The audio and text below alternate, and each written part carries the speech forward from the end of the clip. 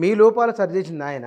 ఆయన లోపాలు ఎత్తి చూపితే విని సరిదిద్దుకునే అంటే ఒక ఒక చిన్న ఇబ్బంది ఉంటుంది ఆయన దగ్గర. నేను గమనించింది ఏంటంటే, ఏమన్నా లోపాల గురించి మనం చెప్పినప్పుడు ఆయన వెంటనే యాక్సెప్ట్ చేయడు. తర్వాత ఆలోచిస్తాడు. అస్సలు ఒప్పుకోడు. అదొక రకమైన మనస్తత్వం. ఇప్పుడు ఎదురుగా నువ్వు చేస్తే తప్పంటే అస్సలు తప్పని ఒప్పుకోడు. అవసరమైతే మనల్ని ఖండిస్తాడు. అవసరమైతే మళ్ళీ తర్వాత ఆయనే పిలుస్తాడు. నువ్వు చెప్పింది కరెక్టే కానీ నేను లీడర్ని కదా అన్నప్పుడు అందరి ముందు నువ్వు నన్ను తక్కువ చేసినట్టు అవుతుంది కదా.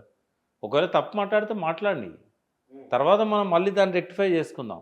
కానీ అందరి ముందు నాకు నువ్వు చెప్పినట్టుంటే అది నా స్థాయిని తగ్గిస్తుంది కదా అని అంటాడు. ఎప్పుడైనా మనకంటే పెద్దవాళ్ళకు తర్వాత పదవులలో కానీ హోదాలలో కానీ మనం ఒక నాయకుడిని గౌరవించినప్పుడు ఆ నాయకుడిని తగ్గించే ఏ పని మనం చేయకూడదు. ఇది కూడా నేను ఆయన దగ్గర నేర్చుకున్న. ఒకరోజు చెప్తాను, నేను సంఘటన కూడా చెప్తాను, ఎందుకంటే తెలవాలి యువతరానికి. జలదృశ్యంలో ఒకరోజు ప్రెస్ మీట్ అవుతున్నది. అది తొలి రోజులు పార్టీ పెట్టిన 2001 ఏప్రిల్ మే సింహగర్జన తర్వాత. అయితే ఆయన టక్కన ప్రెస్ మీట్లో అనేసిండు, మా తెలంగాణ మాకు ఇంతకుముందు రాష్ట్రంగా ఉండేది అని. అంటే సుధీర్ వైఫ్ ఎన్డీటీవీ ఆమె ఎవరి పేరు ఉమా సుధీర్ ఎవరో సరి చేయడానికి ప్రయత్నం చేశాడు. చేస్తే నో మా తెలంగాణ ఉండేది అన్నాడు. చెవిలో పోయి చెప్పినా నేను, తెలంగాణ లేదు, హైదరాబాద్ స్టేట్ ఉండేది, అల్లమైన 8 జిల్లాలు అని చెప్పిన, నువ్వు ఇట్లా ఉండు అన్నాడు. అని మళ్ళీ అన్నాడు, మా తెలంగాణ ఉండేది అన్నాడు. అన్న తర్వాత ప్రెస్ మీట్ అయినాక నా దగ్గరికి నన్ను పిలిచి రూమ్లకు, అట్లా అందరి ముందు మీడియాలో చెప్పకూడదు, విడిగా చెప్పాలి అన్నాడు. ఇంకోసారి కూడా ఇట్లాంటిదే జరిగింది. ఒక ప్రెస్ మీట్ పెట్టుకొని సీనియర్ కరెస్పాండెంట్స్ అందరినీ పిలిచాడు ఆయన. చాలా అన్ని పేపర్లలో అన్ని టీవీలలో ఉన్న చాలా సీనియర్స్ను పిలిచి 9:30 ప్రెస్ మీట్ అన్నాడు.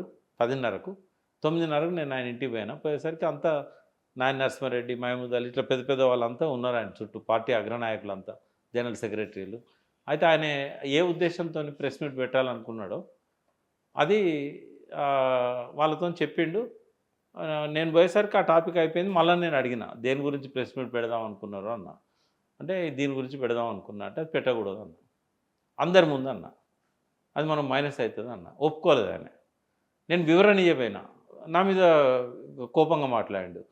ఇక మీకు చెప్తే అర్థం కాదు, చెప్తే వినని వాళ్ళని చెడంగా చూడాలంటారు అన్న డైరెక్ట్ ఎదురుగానే అన్న తర్వాత నువ్వు కార్లకు రాని నన్ను ఒక్కనే తీసుకుపోయి కూర్చున్నాడు.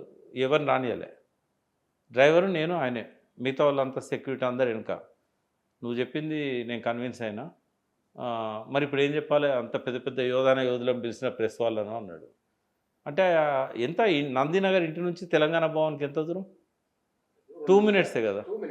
నాకు సమయస్ఫూర్తితో నేను అప్పటికప్పుడు ఒక ఇష్యూ చెప్పిన ఆయనకు, నేషనల్ లెవెల్ ఇష్యూ, అది దీని మీద మాట్లాడినంటే ఎస్ బాగుంది అన్నాడు. పోయి దాని మీద మాట్లాడు. ఏ ఇష్యూ అది? ఇప్పుడు చెప్పు అవి మాట్లాడి టీవీలో పేపర్లు వచ్చింది కదా. అంటే నేను అనేది ఏంటంటే నేషనల్ ఇష్యూ ఏదో గుర్తులేదు నాకు, బట్ ఆయన ఏం చెప్దాం అనుకున్నది నాకు గుర్తుంది, అది చెప్పాను నేను. అది ఎలక్షన్ సంబంధించిన అంశం, అది ఫస్ట్ ఎలక్షన్ 2004 సంబంధించింది కాదు, అది పోనీ లేదు. అంటే నేను ఆయన మనస్తత్వం గురించి చెప్తున్నా నీకు. ఆయన కార్లో పిలిచి కూర్చోబెట్టి వెంటనే ఆయన యాక్సెప్ట్ చేశాను. ముందే మీద కోపమైండు, అందరి ముందు కోపడ్డా. అంటే 2 సందర్భాలు చెప్పాను నేను, అదే ఆయన మనస్తత్వం అంటున్నాను.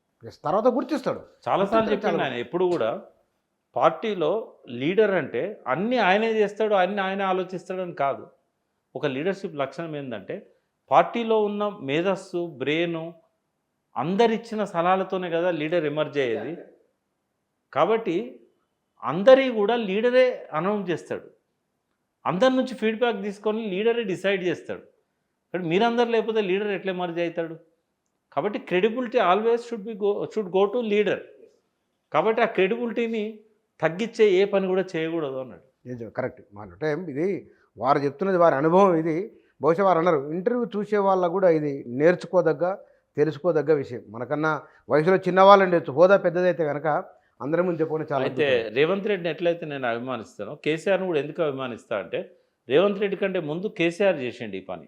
కసితోని పట్టుదలతోని రాదనుకున్న తెలంగాణను వందలాది వేలాది మంది వద్దంటున్నా వినకుండా ఎక్కడ వస్తుంది, ఎట్లా వస్తుంది తెలంగాణ అని చెప్పి నిరుత్సాహపరుస్తున్నా ఆయన లాస్ట్కు ప్రాణాలను కూడా ఫనంగా పెట్టడానికి సిద్ధపడి ఆ తెలంగాణ తెచ్చిన పద్ధతి ఏదైతే ఉందో law of attraction first prove చేసింది ఆయనే, సెకండ్ ప్రూవ్ చేసింది రేవంత్ రెడ్డి.